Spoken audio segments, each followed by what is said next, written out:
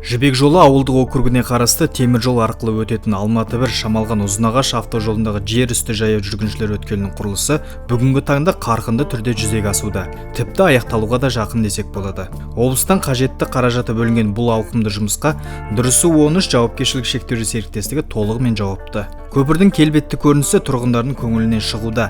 Өткелдің кіріс шығысында бірнеше баспалдақ орналасса, адамдардың қауіпсіздігі үшін дәл ортасы темірмен қапталған.